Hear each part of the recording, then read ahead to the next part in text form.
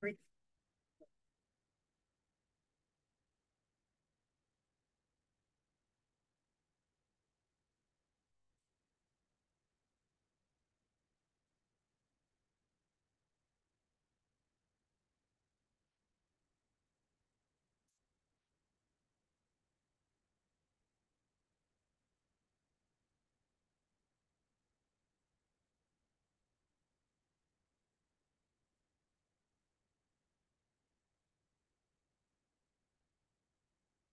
tal? Buenas noches, profesora. Hola, ¿cómo andás? Bien, bien. ¿Usted? Todo bien, gracias. Buenísimo. ¿Sobreviviendo este día espantoso? Sí, el fin de espantoso. Fin de espantoso, pero Y, bueno, no sé. y Como no trabajo arrancó el la fin, semana igual. toda la Ah, semana con un clima horrible. sí. A ver. Creo que ya mañana cambia y no llueve más Sí, y sí, vuelve el pues, calor. sí, y los mosquitos. Ay, Sí. nunca nada copado. Siempre nos vivimos quejando, ¿no?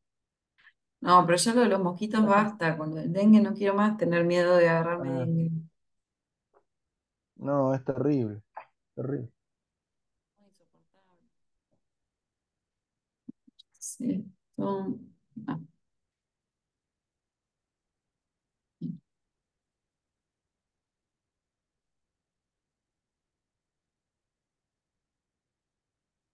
No la escuché, si dijo algo no la escuché, profe. no dije nada. Estoy acá Perdón. abriendo la madre.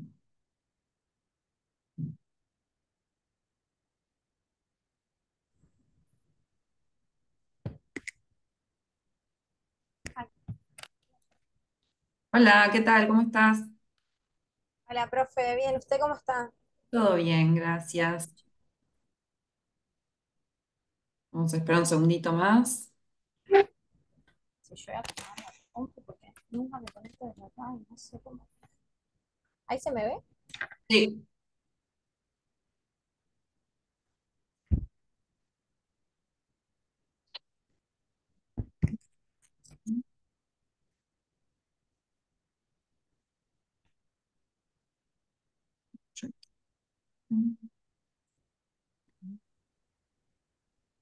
Hola, buenas tardes, profesora. Hola, ¿cómo andás, Vale? Bien, ¿usted? Todo bien, gracias. Me alegro.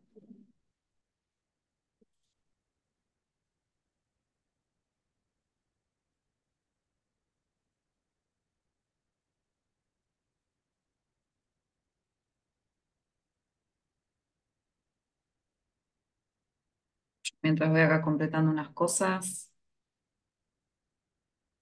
A ver.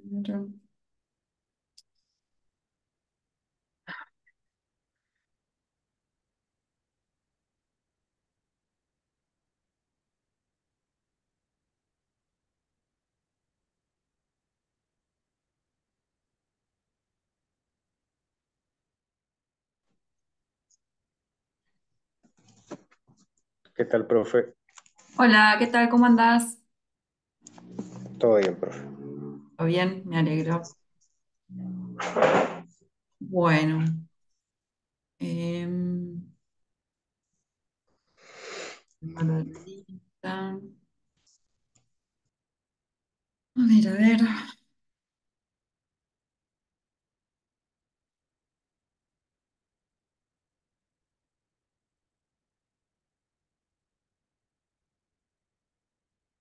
Bueno, podemos ir empezando. Después, si se suma alguien más, que se sume.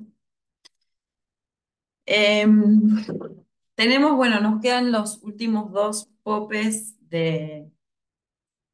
de poesía que vamos a ver del Siglo de Oro. Garcilaso de la Vega, perdón, Góngora y Quevedo, ¿verdad? Así que, no sé, ¿quién de los dos quiere empezar? Empiece. Yo no tengo problema en empezar primero, pero como no sé que mi No, compañera, yo tampoco, así que como vos quieras. Yo lo que estaba viendo que me conecté por primera vez en la compu y no sabría compartir pantalla.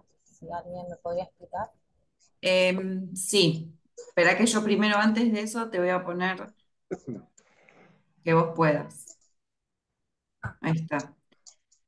Cuando vas abajo con el zoom, hay como un cuadradito con una flecha para arriba que dice compartir pantalla.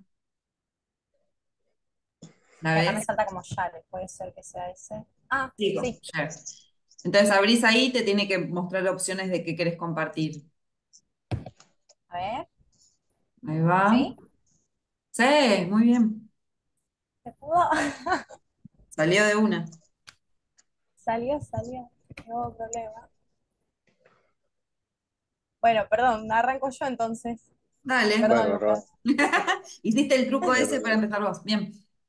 No, porque no sabía cómo compartir pantalla. No, y yo justo no tengo para compartir, así que Bueno, si después le voy a pedir que si me comparte los poemas cuando me toque, ¿no? sí, obvio. Bueno, sí, no hay problema. Yo minimizo y si querés los descargo y los comparto. Bárbaro. Bueno, a mí me tocó Luis de Góngora y Argot. Nació el 11 de julio de 1561, fue un poeta y dramaturgo español del siglo de oro, creador y máximo exponente de la corriente literaria, conocido más tarde como culteranismo o gongorismo. Descendiente de una familia acomodada, su familia está muy bien posicionada económicamente. eh, realizó sus primeros estudios en Córdoba, luego se trasladó a Salamanca, donde estudió Derechos, Humanidades y Matemáticas. En 1585 fue nombrado racionero de la Catedral de Córdoba, desempeñando diversos cargos. En esta época fue como medio rebelde Góngora, fue amonestado ante el obispo Pacheco por participar de diversiones profanas, por escribir versos satíricos y también porque no iba al coro y cuando iba se la pasaba hablando. Así que no fue muy bueno en su puesto, que digamos, fue medio rebelde. Eh, bueno, entre 1612 y 1613 compuso los poemas extensos Soledades y la fábula de Polifemo y Galatea, ambos de extraordinaria originalidad, tanto temática como formal. Las críticas le llovieron sobre estas dos obras, en partes dirigidas contra las metáforas extremadamente recargadas y a veces incluso indecorosas para el gusto de la época. Bueno, para este año el principal enemigo que tenía que siempre lo criticaba era Quevedo, que en 1603 más o menos se enemista con Quevedo porque lo acusa de imitar su poesía satírica bajo seudónimos.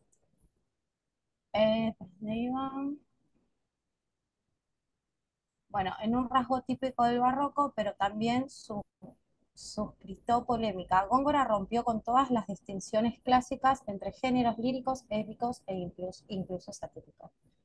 Sin embargo, Góngora se felicitaba de la incompresión con que eran recibidas sus intrincados poemas extensos. Honra me ha causado hacerme oscuro a los ignorantes, que esa es la distinción de los hombres cultos, decía Góngora.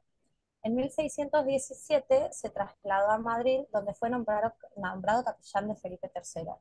Pese a esto, sufrió grandes penurias económicas. Se dice que Luis de Góngora le gustaba tener una vida bastante ostentosa, bastante de clase, y no pudo solventar todos sus gastos con este cargo. Eh, bueno, en 1626 volvió a su natal Córdoba muy enfermo. Para este momento, él ya padecía una enfermedad neurológica, que era la pérdida de memoria. Y bueno, finalmente muere por una apoplejía él, el 23 de mayo de 1623, y muere en la extrema pobreza, porque esa es la realidad. Luis de Góngora murió en la extrema pobreza. En algunos momentos de lucidez ante esta enfermedad que él tenía, pedía que fuera enterrado en la capilla de San Bartolomé en la Catedral de Córdoba, porque ahí fueron sepultados también sus padres. Y bueno, este deseo fue cumplido. Esa es un poco de la introducción de la bibliografía de Luis de Góngora. Ahora, hablando un poco, ¿se está bajando bien la pantalla, profe? Sí, lo más bien. Bueno, Hablando un poco de la producción literaria, Luis de Góngora se centró en la poesía y realizó más de 200 composiciones de arte menor en las que se incluyen romances, letrillas, villancicos y canciones, en sus mayorías compuestas a partir del 1580. También escribió dos obras de teatro, Las firmezas de Isabelas en 1613 y El doctor Carlino en 1671.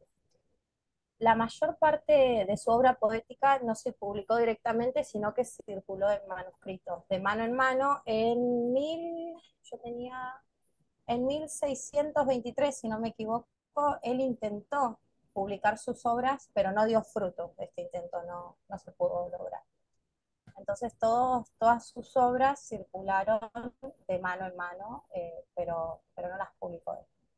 Bueno, hablando un poco del culteranismo-gongorismo, el culteranismo es un estilo literario que nació en el territorio español a finales del siglo XVI y que tuvo repercusión hasta el siglo XVII. Está enmarcado dentro del periodo barroco y su nombre se debe al uso de cultismos, es decir, términos cultos en todas las narraciones. Se trata de un movimiento que tuvo mucha importancia en el mundo de la literatura. Los escritores buscaban intensificar cada una de las expresiones, condensar los significados y usar el mayor número de cultismos que les fuera posible. El estilo literario del gongorismo se caracterizaba por la complejidad sintáctica y la acumulación de metáforas y cultismos. Góngora, al escribir, se preocupaba por la cuestión formal del lenguaje, haciendo un uso del vocabulario ornamental y exageradamente ostentoso. Bueno, acá arrancaría la poesía y el análisis. La poesía que yo elegí es Amarrado al duro banco de Luis de Góngora Garbuto. ¿Quiere que lea la poesía, profe?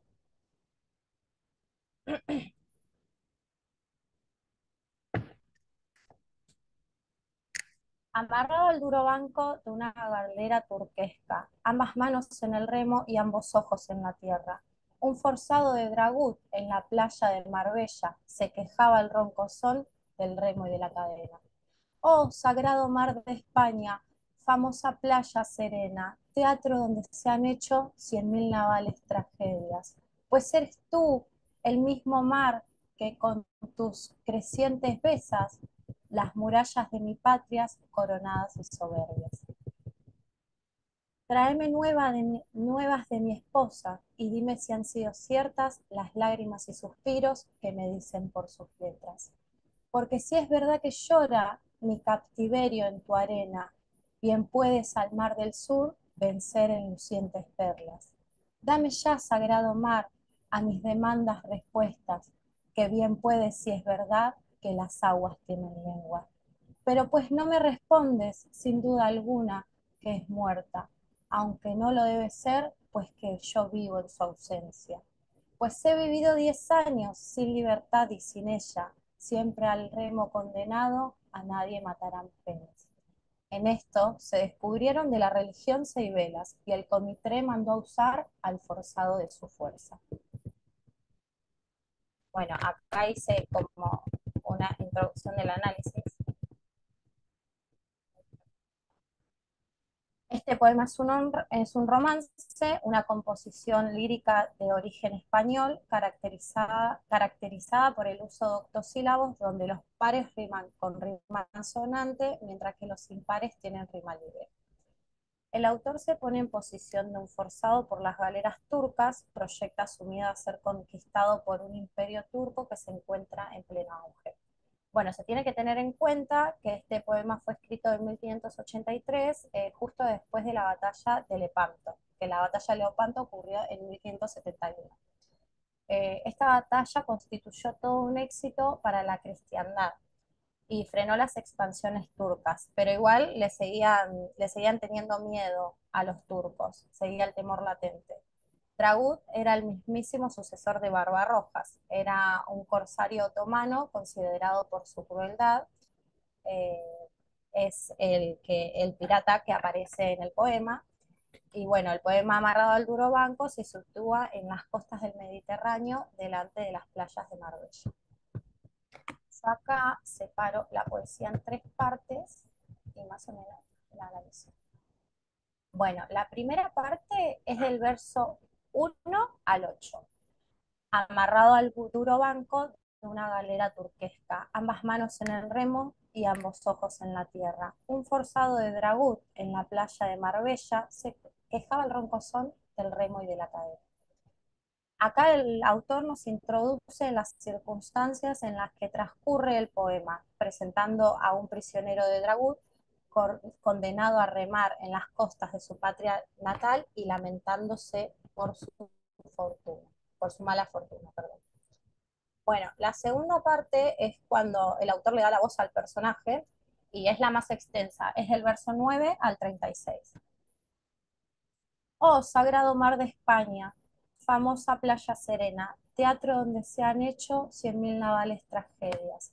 Perdón, esperen, que bajo así, así.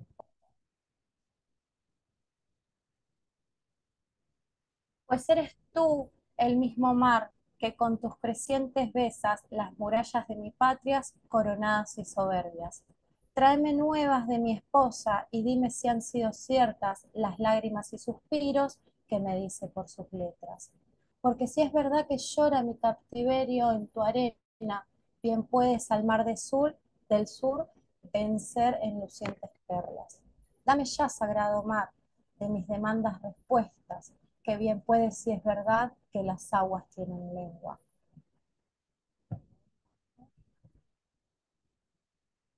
Pero pues no me respondes, sin duda alguna que es muerta, aunque no lo debe ser porque vivo yo en su ausencia. Pues he vivido 10 años sin libertad y sin ella, siempre al remo condenado, a nadie matarán penas. Bueno, Góngora en esta segunda parte, al darle voz al prisionero, nos muestra una pena de amor. El prisionero, en un momento muy dramático, lamenta su situación y expresa sus sentimientos hacia su mujer, dudando de su fidelidad tras tantos años de ausencia. Acá en esta parte también podemos ver cómo se le da una personificación al mar y el prisionero le pide respuestas ante sus penas, pero al no tener respuestas, da a su mujer por muerta. Asimismo, podemos observar cómo el autor utiliza una metáfora haciendo referencia al mar como el teatro donde se han hecho 100.000 navales tragedias. Bueno, la tercera parte es del verso 37 al 40. En esto se descubrieron de la religión 6 velas, y el comitré mandó a usar al forzado de sus fuerzas. En esta parte, el autor toma de nuevo la voz de la narración y nos muestra en el relato la aparición de 6 naves cristianas. Pero acá finaliza la obra.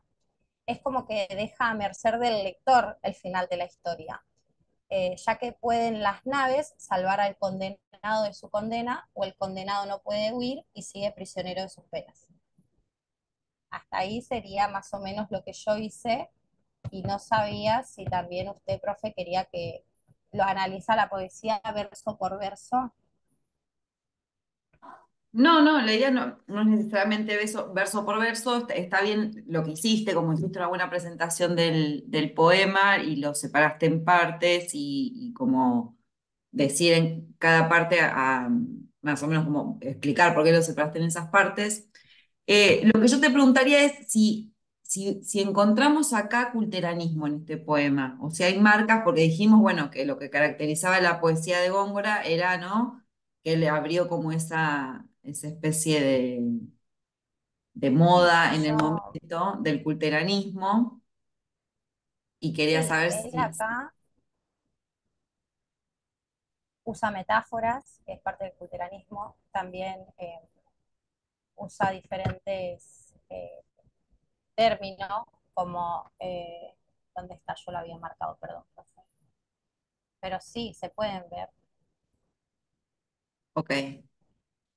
Bueno, Em, se trata, por ejemplo, cuando habla del forzado, lo toma como el prisionero. Son términos específicos que él utiliza, cultos, para, para hacer esta poesía de esta forma. ok. Que también metáforas hay, yo nombré una. Sí, sí, sí, eso sí, eso sí. Bueno, perfecto. Yo lo que quisiera entonces es saber si puedo yo compartir pantalla. Para eso necesito que vos dejes de compartir pantalla. Sí, ¿dónde? Eh, ¿Cómo Me parece que tenés que ir de nuevo abajo. Ahí va. Genial. Y yo voy a buscar para que veamos, pero cualquier cosa.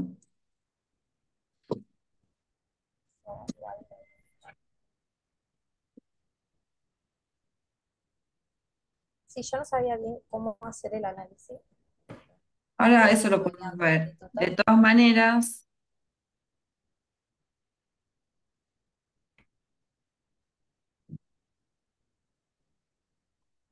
ahí vamos.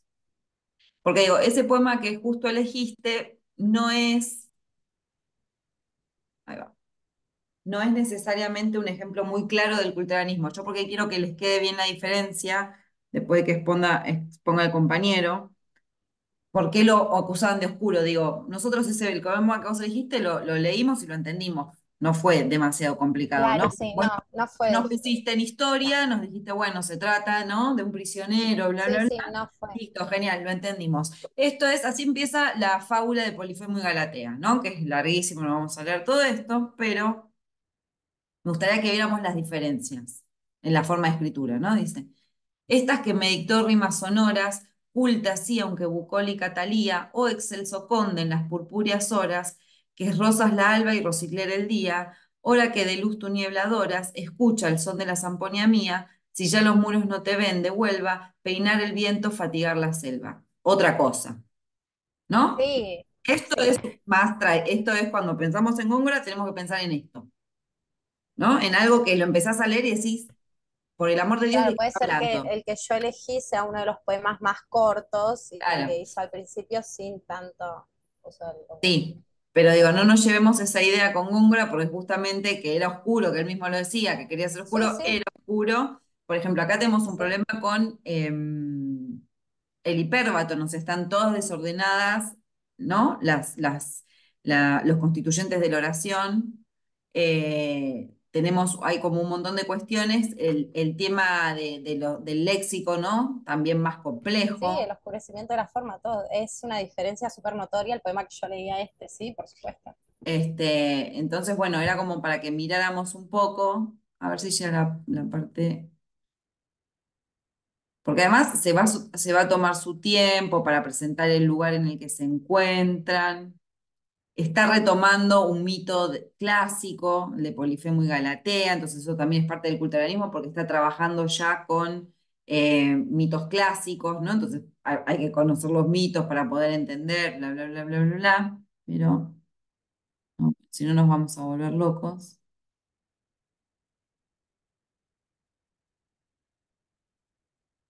No importa, después lo buscaré mejor.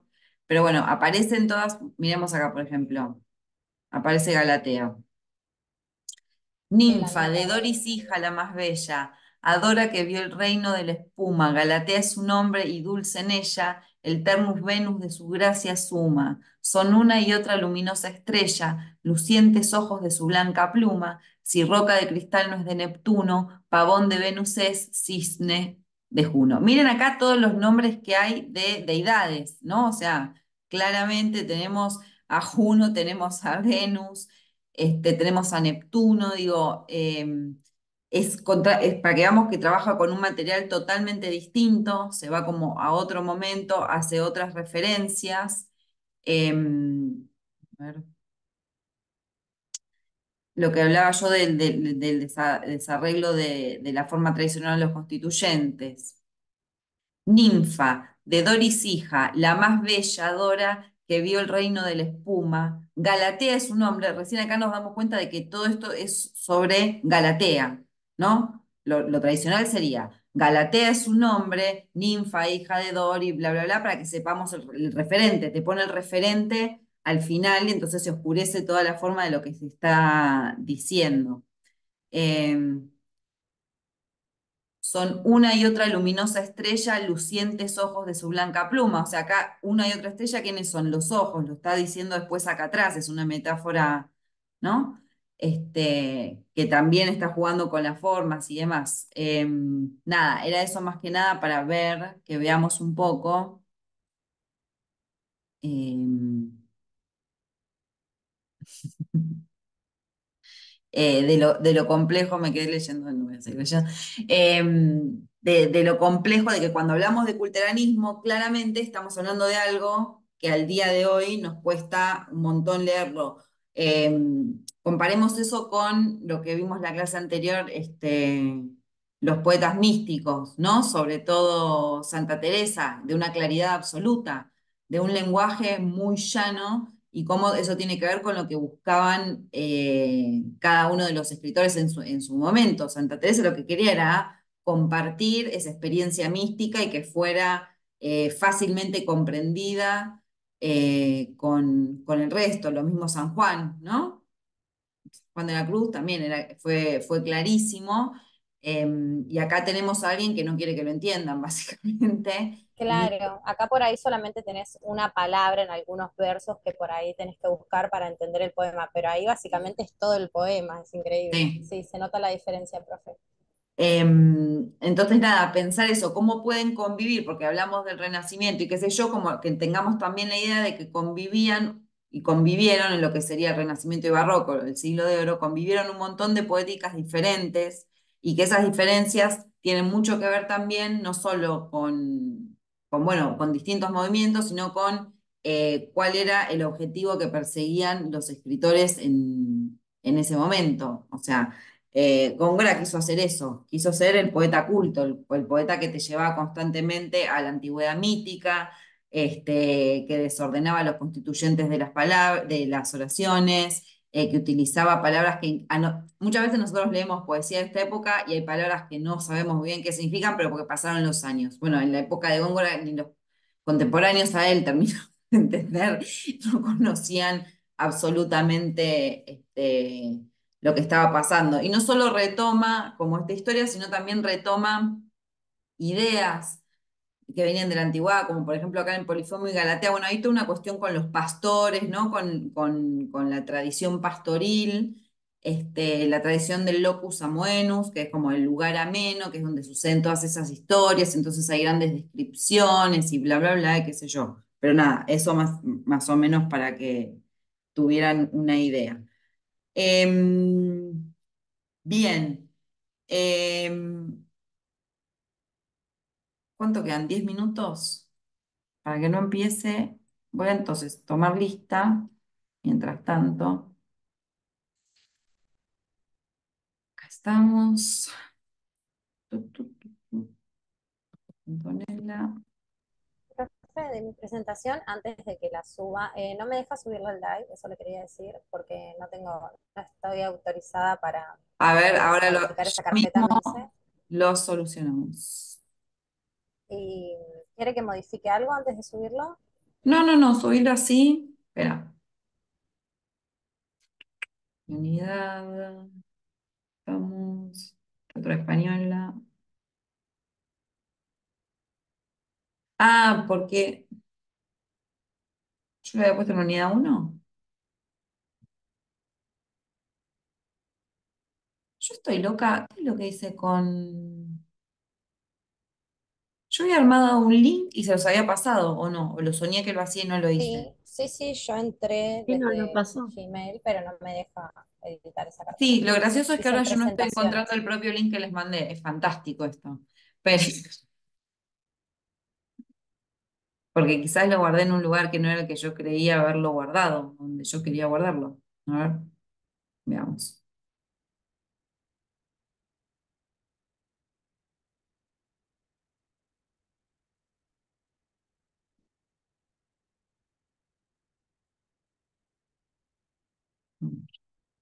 Vamos a ver esto.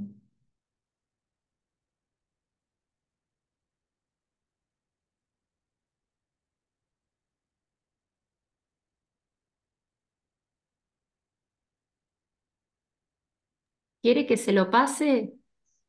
¿Lo tenés a Es mano? Sí. el de bibliografía Ah, para lo encontré. presentaciones.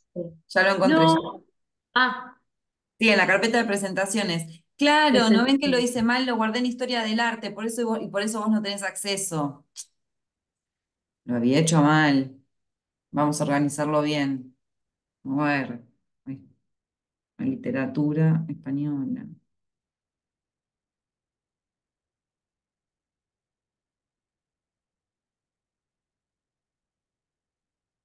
Genial. Entonces, ahora, fíjate que ahora deberías poder, porque lo puse en la carpeta que correspondía, lo había guardado mal yo, por eso vos no podías.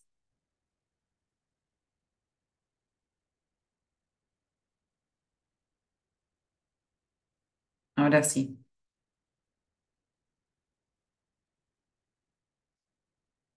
Genial.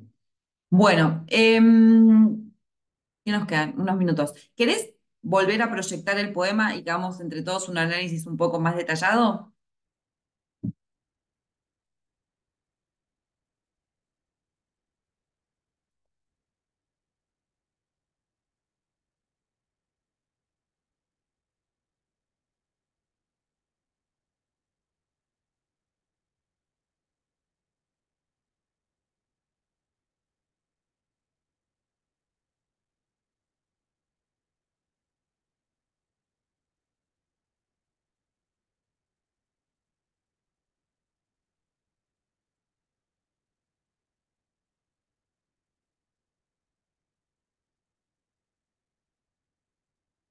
Bien.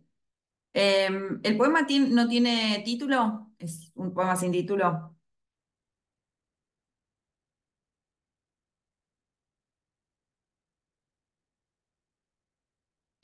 Estás muteada.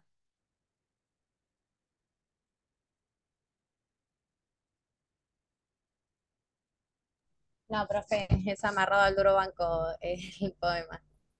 ¿Se llama así? No me di cuenta, ahí lo vi, sí, amarrado al duro Ok. banco se llama. Eso es importante. Genial. Lo- Amarrada al duro sí, banco lo se llama. edito antes de... Bien. Em,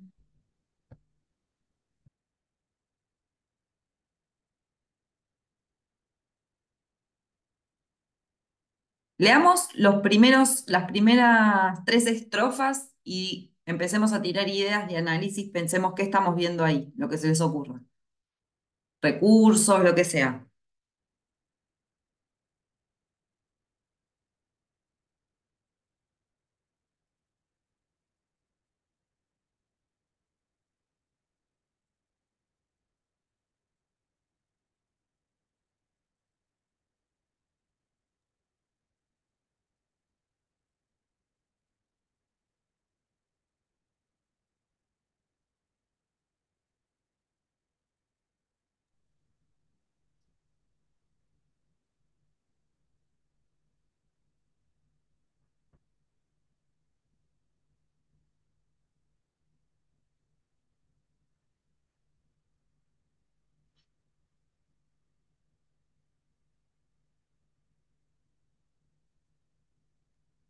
Yo, profe, no llego a leer porque estoy desde el celular y es Ah, como que la letra es muy muy minúscula. chiquita. El resto, algo que se les ocurra.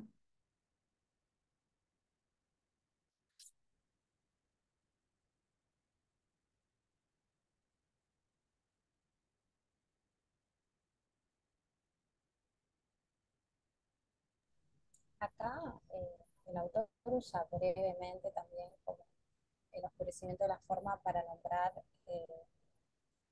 a las invasiones turcas y todo, cuando dice amarrado al duro banco de una galera turquesca. Ese turquesca es como un sinónimo de turco. Sí, pero no me parece que sea oscuro. Turquesca, viene turco. No, Yo ahí no veo. No, igual no estamos buscando cosas que sean necesariamente culteranas, ¿eh? Estamos como intentando analizar el poema. ah, A ver, bueno, empiezo yo. Digo, nos ubicamos espacialmente. Hay dos espacios en el poema. Está el duro barco, ¿no? El duro banco, amarrado al duro banco de una galera, está en sí, ese barco.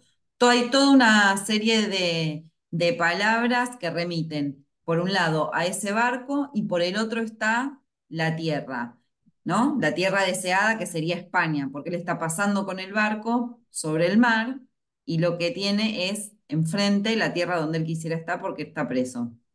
Se lo llevan cautivo. sí.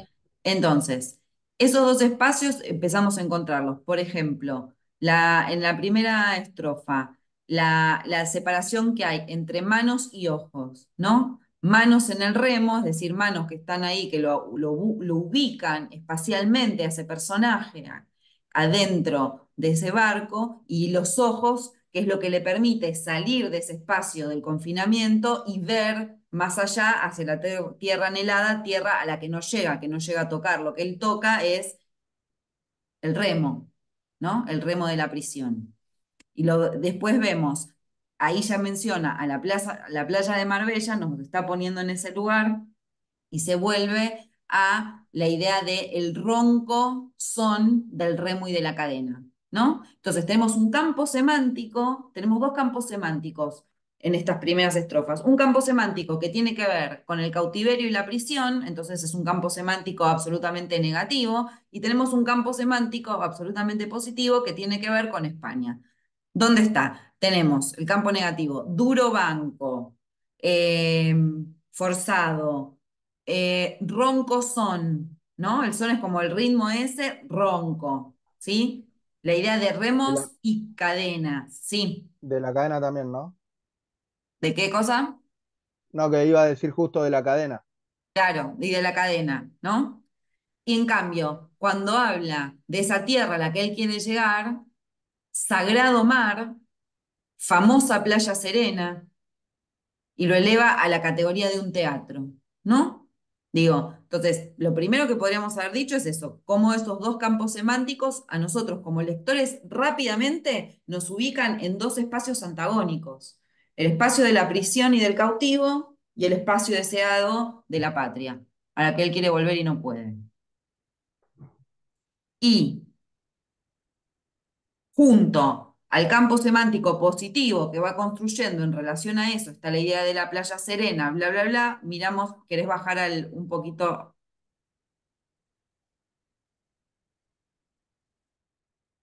Bien, dice, pues eres tú el mismo mar que con tus crecientes besas las murallas de mi patria coronadas y soberbias, ¿no? Miremos la diferencia que hay entre las cadenas, el ronco son y lo que está diciendo acá. Ya hay una metáfora que tiene que ver con besar, o sea, porque las olas, no, el agua del mar, o sea, con tus crecientes besas está hablando de cuando las olas llegan a la playa, ¿verdad? Entonces, además de ser una metáfora, lo que utiliza juntamente para hacer la metáfora es el verbo besar, que tiene que ver con el amor, a la patria en este caso, porque está hablando de esa patria. Entonces empieza a mezclar la idea de la creciente del mar con la idea del beso, después habla de que las murallas de esa patria son coronadas y soberbias, seguimos dentro de un campo semántico absolutamente positivo y de exaltación de ese lugar. Y de ese lugar al que ya se empieza a relacionar con el amor, por la idea esta de besar, ¿sí? Y entonces ahí se puede introducir el amor de la esposa, ¿no? Entonces empezamos en un espacio cerrado, cautivo, oscuro, todo con cuestiones negativas, y de a poco, con la mirada, porque él sigue estando en ese lugar, pero a partir de que él ve esas playas, empieza a recorrer todas las bondades de su patria, siente el amor por la patria, y a continuación el tema de la esposa, ¿no? Del amor conyugal. Una pregunta. Sí, A donde dice 100.000 navales tragedias, sí. ¿eso puede ser una hipérbole? No. Hiperbatón. Hiperbatón, Las perdón. las dos cosas pueden ser en realidad. Es un hiperbatón, Exageración. sería 100.000 tragedias navales, ¿no? La forma Sí, correcta o más sencilla es 100.000 tragedias navales. navales. Ahí se cambió el lugar del adjetivo, pero también es una hipérbole porque es una exageración. No han habido 100.000 batallas ahí, ¿no? Es una forma de expresar mucha cantidad. Sí, son las dos cosas.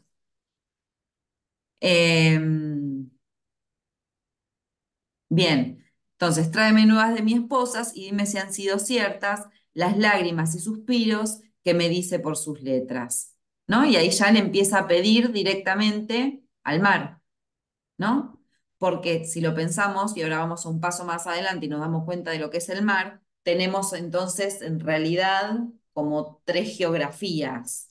Tenemos el barco, tenemos España y lo que está uniendo esas dos geografías es el agua, la liquidez del mar. Entonces ese mar aparece personificado, ese mar es al que se le pide, porque esa misma agua que está tocando su bote es la misma que está besando las costas españolas.